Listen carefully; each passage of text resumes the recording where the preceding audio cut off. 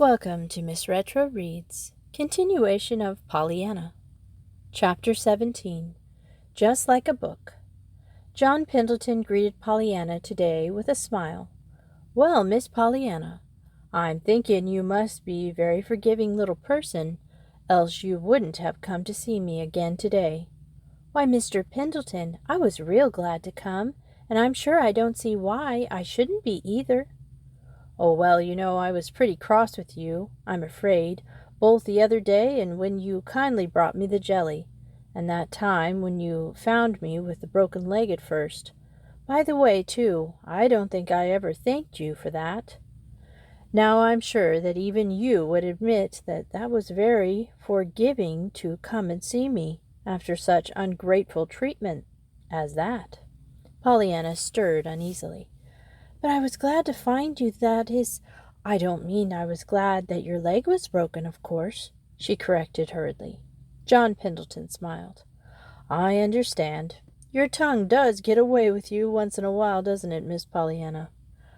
I do thank you, however, and I consider you a very brave little girl to do what you did that day.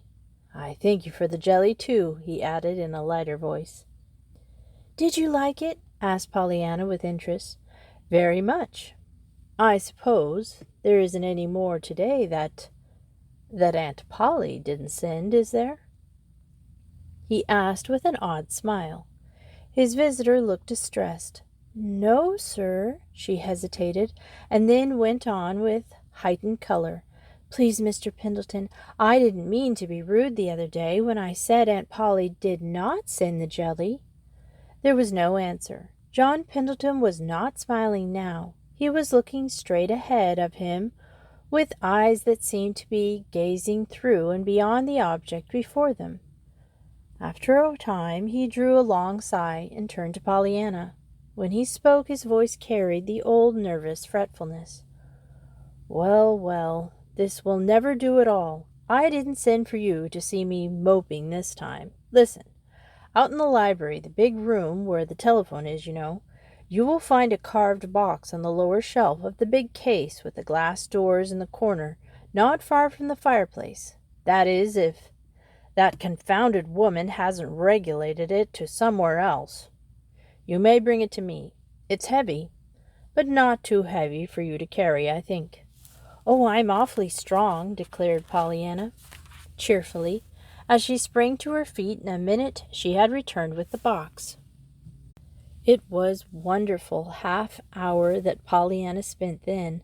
The box was full of treasures, curios that John Pendleton had picked up in years of traveling, and concerning each there was some entertaining story. Whether it were a set of exquisitely carved chessmen from China or a little jade idol from India. It was after she had heard the story about the idol that Pollyanna murmured wistfully, "Well, I suppose it would be better to take a little boy in India to bring up, one that didn't know any more than to think that God was in that doll thing, than it would be to take Jimmy Bean, a little boy who knows God is up in the sky. Still, I can't help wishing they had wanted Jimmy Bean, too, besides the Indian boys." John Pendleton did not seem to hear. Again his eyes were staring straight before him, looking at nothing. But soon he had roused himself and had picked up another curio to talk about. The visit certainly was a delightful one, but before it was over Pollyanna had realized that they were talking about something besides the wonderful things in the beautiful carved box. They were talking of herself, of Nancy, of Aunt Polly, and of her daily life.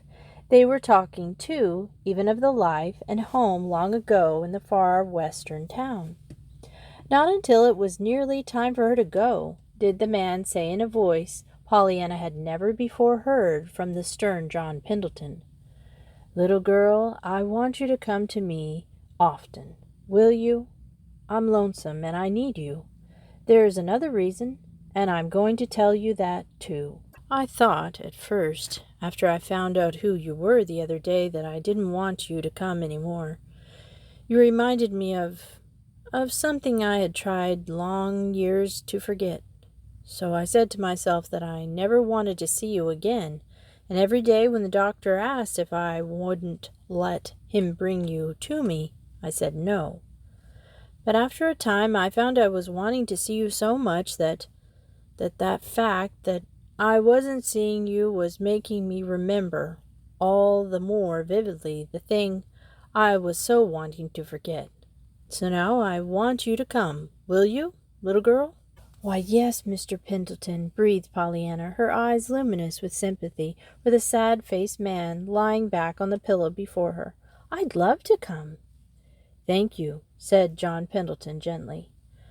After supper that evening, Pollyanna, sitting on the back porch, told Nancy all about Mr. John Pendleton's wonderful carved box and still more wonderful things it contained.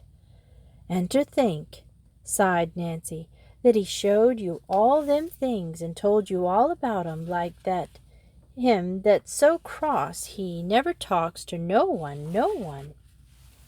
"Oh, but he isn't cross, Nancy, only outside," demurred Pollyanna with quick loyalty. "I don't see why everybody thinks he's so bad, either. They wouldn't if they knew him. But even Aunt Polly doesn't like him very well. She wouldn't send the jelly to him, you know, and she was so afraid he'd think she did send it." "Probably she didn't call him no duty," shrugged Nancy. "But what beats me is how he happened to take to you so, Miss Pollyanna. Meanin' no offense to you, of course, but he ain't the sort of man that generally takes to kids. He ain't." Pollyanna smiled happily. "But he did, Nancy," she nodded. "Only I reckon even he didn't want to, all the time. Why, only today he owned up that one time he just felt he never wanted to see me again because I reminded him of something he wanted to forget. But afterwards—" "What's that?" interrupted Nancy excitedly. "He said you reminded him of something he wanted to forget?" "Yes, but afterwards—" "What was it?" Nancy was eagerly insistent. "But he didn't tell me. He just said it was something." "The mystery!" breathed Nancy in an awestruck voice. "That's why he took you in the first place. Oh, Miss Pollyanna, why, that's just like a book.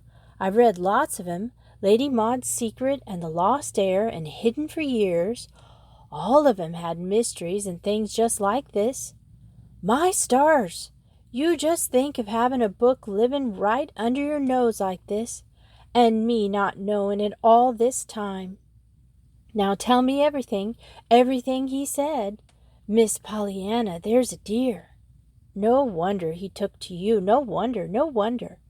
"But he didn't," cried Pollyanna. "Not till I talked to him first. And he didn't even know who I was till I took the calf's foot jelly and had to make him understand that Aunt Polly didn't send it, and—" Nancy sprang to her feet and clasped her hands together suddenly. "Oh, Miss Pollyanna, I know, she exulted rapturously. The next minute she was down at Pollyanna's side again. "Tell me. Now think, and answer straight and true," she urged excitedly. "It was after he found out you was Miss Polly's niece that he said he didn't ever want to see you again, wasn't it?" "Oh, yes. I told him that the last time I saw him, and he told me this today." "I thought as much," triumphed Nancy. "And Miss Polly wouldn't send the jelly herself, would she?" "No." "And you told him she didn't send it?" "Why, yes, And he began to act odd and funny and cry out sudden after he found out you was her niece. He did that, didn't he?" "Why, yes, he did act a little funny over the jelly," admitted Pollyanna with a thoughtful frown. Nancy drew a long sigh. "Then I've got it, sure. Now listen. Mr. John Pendleton was Miss Polly Harrington's beau," she announced impressively, but with a furtive glance over her shoulder. "Why, Nancy, he couldn't be. She doesn't like him," objected Pollyanna. Nancy gave her a scornful glance. "Of course she don't." "That's a quarrel." Pollyanna still looked incredulous, and with another long breath Nancy happily settled herself to tell the story. "It's like this. Just before you come, Mr. Tom told me Miss Polly had had a beau once, and I didn't believe it. I couldn't. Her have a beau? But Mr. Tom said she had, and that he was living now right in this town, and now I know, of course, it's John Pendleton. Hadn't he got a mystery in his life? Don't he shut himself up in that grand house alone and never speaks to no one? Didn't he act funny when he found out you was Miss Polly's niece?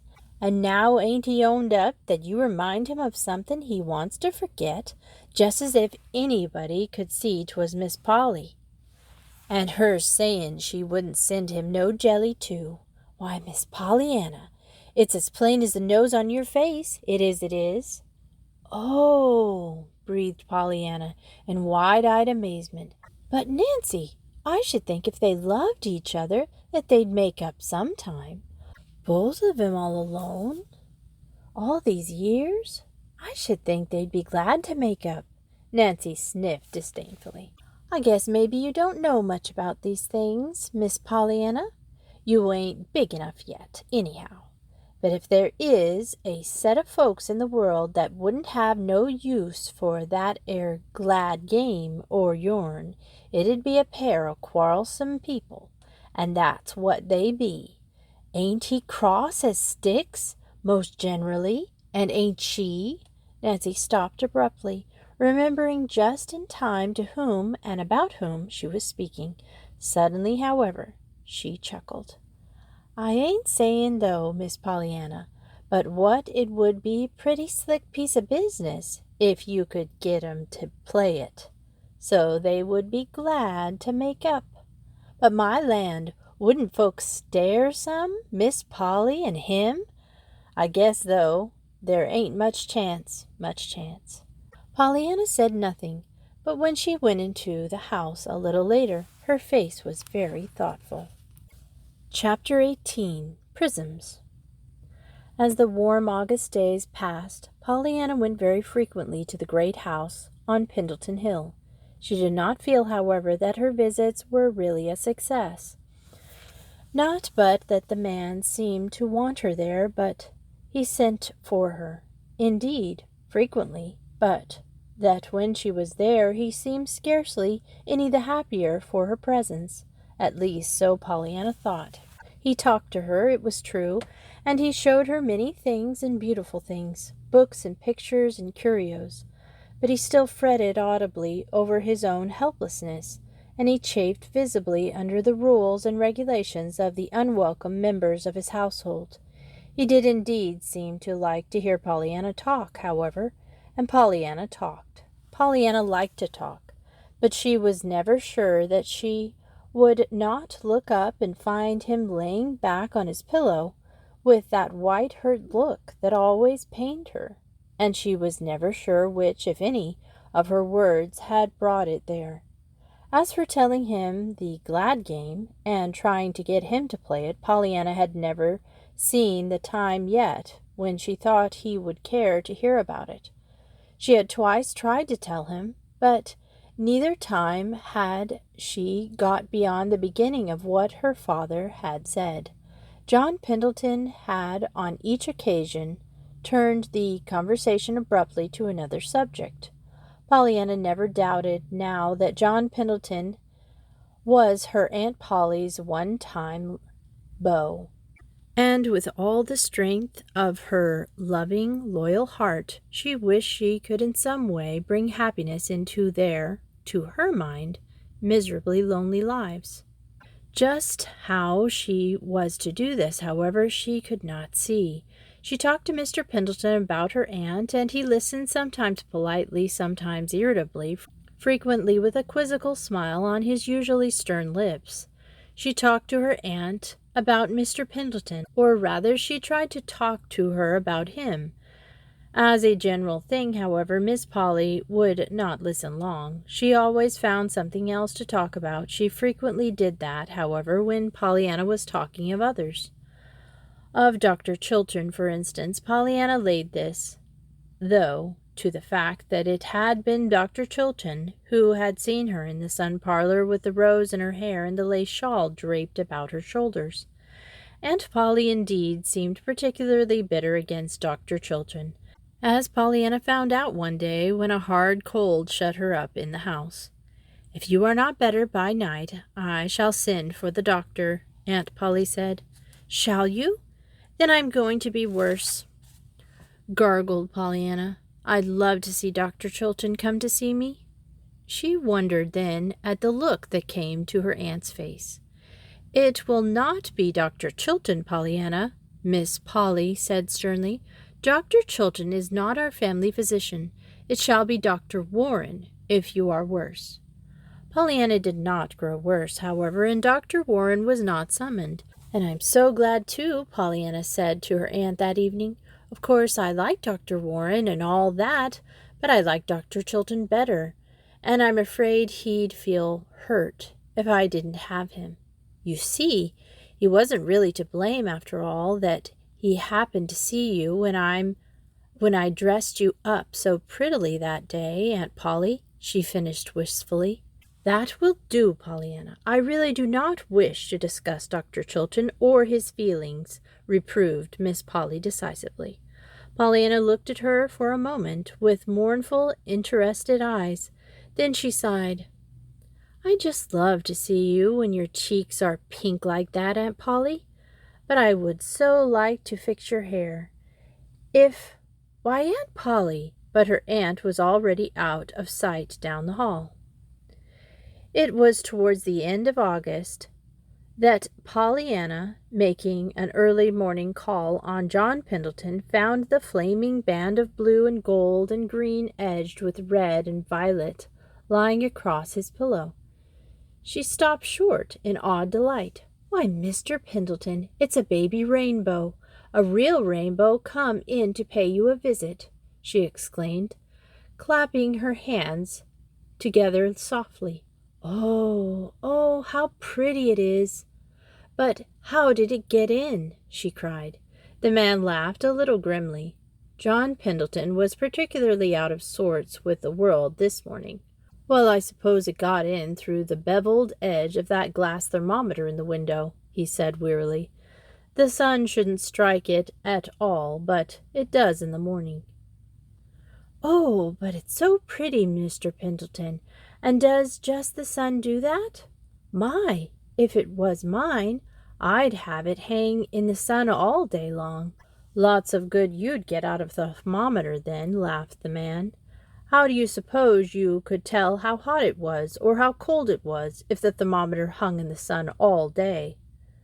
"I shouldn't care," breathed Pollyanna, her fascinated eyes on the brilliant band of colors across the pillow.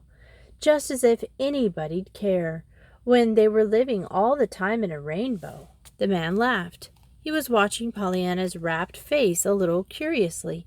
Suddenly a new thought came to him. He touched the bell at his side. "Nora," he said, when the elderly maid appeared at the door, "bring me one of the big brass candlesticks from the mantel in the front drawing-room." "Yes, sir," murmured the woman, looking slightly dazed. In a minute she had returned. A musical tinkle entered the room with her as she advanced, candelabrum in her hand. "Thank you. You may set it here on the stand," directed the man. "Now get a string and fasten it to the sash curtain fixtures of that window there. Take down the sash curtain and let the string reach straight across the window from side to side. That will be all. Thank you," he said, when she had carried out his directions. As she left the room, he turned smiling eyes towards the wondering Pollyanna. "Bring me that candlestick now, please, Pollyanna." With both hands she brought it, and in a moment he was slipping off the pendants, one by one, until they lay, around a dozen of them, side by side on the bed. "Now, my dear, suppose you take them and hook them to that little string Nora fixed across the window.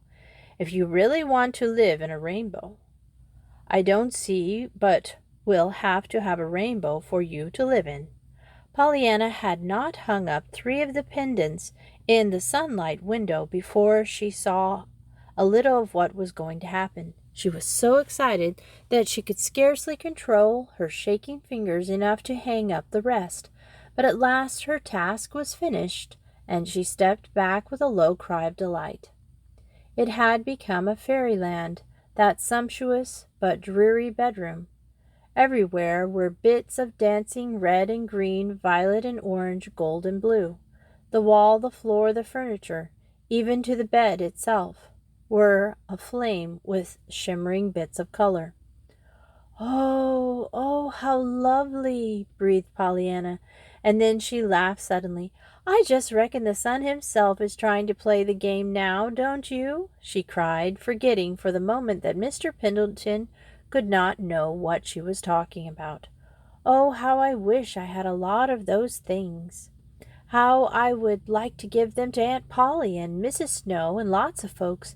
I reckon then they'd be glad all right. Why, I think even Aunt Polly'd get so glad she'd couldn't help banging doors if she lived in a rainbow like that, don't you?"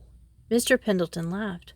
"Well, from my remembrance of your aunt, Miss Pollyanna, I must say I think it would take something more than a few prisms in the sunlight to make her bang many doors for gladness. But come, now really, what do you mean?" Pollyanna stared slightly, then she drew a long breath. "Oh, I forgot. You don't know about the game. I remember now." "Suppose you tell me then." And this time Pollyanna told him. She told him the whole thing from the very first, from the crutches that should have been a doll, as she talked. And she did not look at his face. Her rapt eyes were still on the dancing flicks of color from the prism pendants swaying in the sunlight window. "And that's all," she sighed, when she had finished. "And now you know why I said the sun was trying to play it, that game." For a moment there was silence, and then a low voice from the bed said unsteadily, "Perhaps, but I'm thinking that the very finest prism of them all is yourself, Pollyanna." "Oh, but I don't show beautiful red and green and purple when the sun shines through me, Mr. Pendleton." "Don't you?" smiled the man, and Pollyanna, looking into his face, wondered why there were tears in his eyes. "No," she said. Then, after a minute, she added mournfully, "I'm afraid, Mr. Pendleton, the sun doesn't make anything but freckles out of me. Aunt Polly says it does make them." The man laughed a little, and again Pollyanna looked at him. The laugh had sounded almost like a sob. And we will continue this story next Wednesday. Thanks for listening to Miss Retro Reads.